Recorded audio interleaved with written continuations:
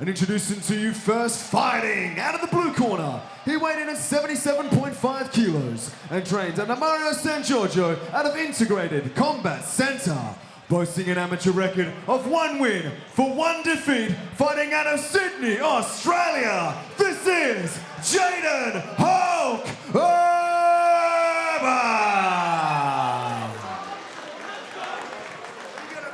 And introducing his opponent, fighting out of the red corner. He weighed in at 77.6 kilos and trains under Ben Johnston and Darcy Vendy out of the Fight Center.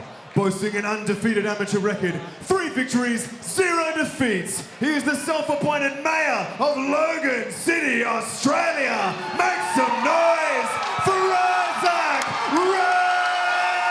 Rendall! And when our action begins, a referee in charge, Chris Hay. Chris Hay certainly has his hands full for this one. Urban in the blue, Rendall in the red. First round, you go. Round 1 of a possible 3. Here we go. And while he's inexperienced relatively in the cage, it's Hulk. He's a hot prospect, and he just turns Rendall into a frisbee, sends him up to the ceiling here at Southport, slams him down. Jeez, I'll tell you what. Again, Matt Williams. They call him the Hulk, and he's living up to the mantle here, T. He is. Hulk smash to kick off round number 1, straight out of the Marvel comic books. And I was just about to start talking up his kickboxing pedigree. I was going to say, while this guy's relatively inexperienced in mixed martial arts relative to Rendall, he's very experienced as a kickboxer. You know, all that game time, all that ring time, it amounts to being composed and comfortable in a contest, and he's implementing a big game plan now. Goes down heavy on top of Rendall, putting on a stunner opener here is Urban. You see that raw power of Jayden Urban. He's able to get in there, shoot quick, strong, pick him up and slam him on the ground. Well, he's 3 from 3 in takedowns / slams, but Rendall, we've seen this in the past. He's got very good defense when he is taken down. Back to his feet now, trying to press Urban up against the cage here. In the cage, Red. Yeah, and I'm sure he's been on the mats with Ben Johnson and Darcy Vendy, big boys, will be putting him through his paces. So I'm sure he's no stranger to finding his way back up off the canvas. And the fight just settles down for a second. But it's a big opener. Big opener, 90 seconds for Urban, who's probably surprised a few people, maybe even himself, coming into the first. Slight low blow there, but dusted off from Urban. Rendall now looking for a takedown of his own, and that's a good one. Outside leg reap, turns the corner, finds himself in guard. Left butterfly hook in place from Urban. Let's see what kind of guard he's got off his back. We've seen this in the past. The longer the fight goes, Matt, the more Rendall finds comfort in the chaos, and it has been a chaotic first 2 minutes of round number 1. Looking to maintain positional control, but again, good defense from Urban and trying to grab the fence though. Don't grab. When you're elevating another fighter, it does take a lot of energy. Yes. You know, those big slams, you have to really commit to them. They're requiring a lot of your big, gross muscles, your lats, your quads, your hamstrings, and that does take a bit of a toll. So now Rendall just settling this one down, trying to return it to the mat. Well, I think he needs to probably let the hands go here, Rendall, because they were big moments. You know, they're at the start of the round, but they were big slams, and certainly the more significant of the grappling to this point. Well, you said it, Matt Williams. We are in for a strike fest, and it's been everything but that. They have wrestled their way through round number 1. Entertaining. Chris Hay says we are good to go for round number 2. Center cage for both gentlemen. Check left landing over the top for Urban, a combination of his own, but Rendall going down low with that calf kick. Urban's really loading up on these shots, isn't he? Like putting everything behind him. I like that I think the kicks are a good idea from Rendall. Kick those big arms, stab the front kick up the middle, try and suck a bit of gas out of Urban. Trying to keep him at kicking range, but as opposed to punching range, where Urban seems to have more success. Indeed he does. Very comfortable on the inside is Jayden Urban, trying to strike from the outside. Issaac Rendall, high guard, Matt Williams. What do you make of that? Well, I think what you're seeing is the difference between K1 and Muay Thai as Rendall comes up and over top. So the K1, they'll stand right in front of each other with more of a high guard, 11's guard or a rolling guard. Okay, like Raymond Decker, he was a Muay Thai fighter, but that Dutch style of standing right in front and countering and banging, whereas the more fluid style of Muay Thai with a little bit more rhythm that we're seeing from Rendall.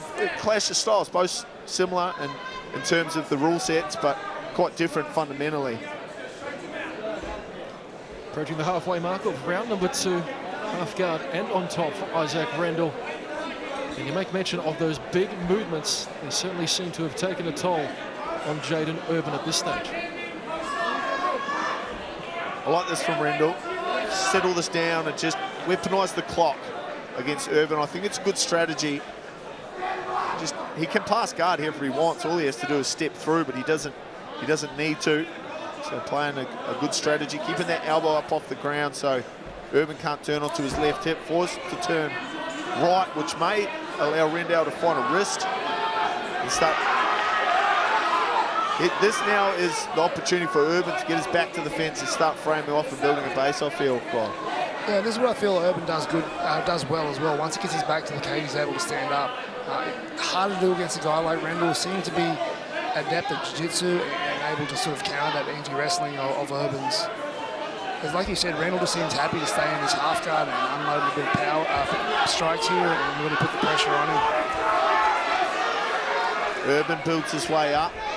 Just needs to draw that right elbow back, going for a 2-on-1. Gets an underhook on the right side. And he needs to disengage here, Holt.